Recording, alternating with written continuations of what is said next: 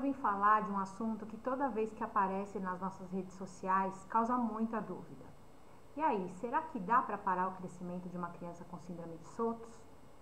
Bom, todo mundo sabe que existem tratamentos hormonais para deter ou acelerar o crescimento, certo? Então hoje a gente vai entender um pouco da genética molecular do crescimento para conhecer exatamente como é que isso funciona nas crianças com síndrome de Sotos, tá ok? Nas pessoas com síndrome de Sotos. Aqui no nosso cérebro existe uma glândula chamada hipófise ou glândula pituitária, que é a responsável por produzir o hormônio do crescimento, o GH. E o GH, por sua vez, é responsável, né? Ele estimula a produção de uma proteína chamada IGF-1.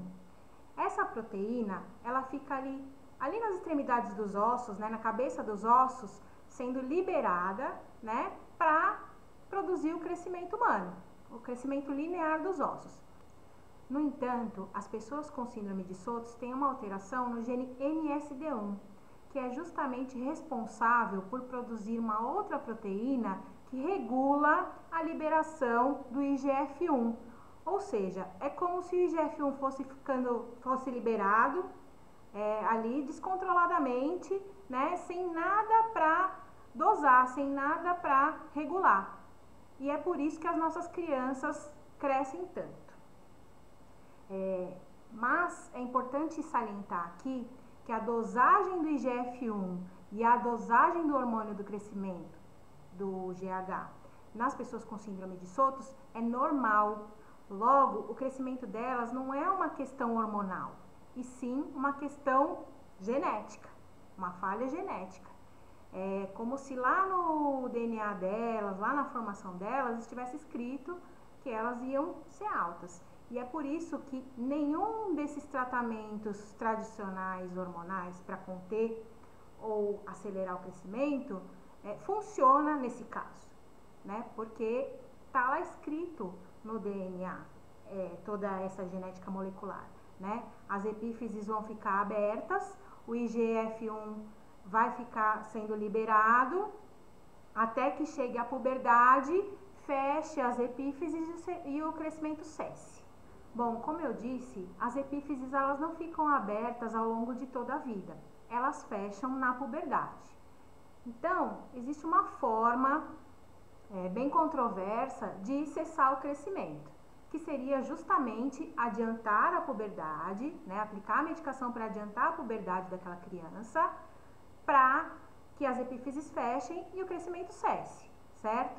Só que um médico sério, um endocrinologista sério, jamais faria esse tratamento. Por quê? Porque ele implica em muitos prejuízos para essa criança. Porque imagina uma criança com síndrome de Sotos que já tem uma imaturidade devido à sua condição, ser submetida a um adiantamento da sua puberdade, né? Uma criança na puberdade. Isso ocasiona inúmeros problemas sociais, emocionais, comportamentais, que não valem o custo de cessar o crescimento, né? Isso não vai resolver problemas de coluna, né? É só uma questão estética mesmo, as crianças de síndrome de Sotos serem mais altas, né? Então, esse tipo de conduta, se vocês forem apresentados a ela, cuidado, abram os olhos, condutas muito invasivas, né? Também, porque é só uma questão de estética, né? Os problemas causados pelo crescimento, como os problemas de escoliose, os problemas de coluna, eles não vão ser resolvidos com esse tipo de tratamento radical, tá bom? Espero que tenha ficado claro. Se ficou alguma dúvida, podem entrar em contato, me chamar, deixar perguntas, tá? Que eu esclareço para vocês. Um beijo, queridos!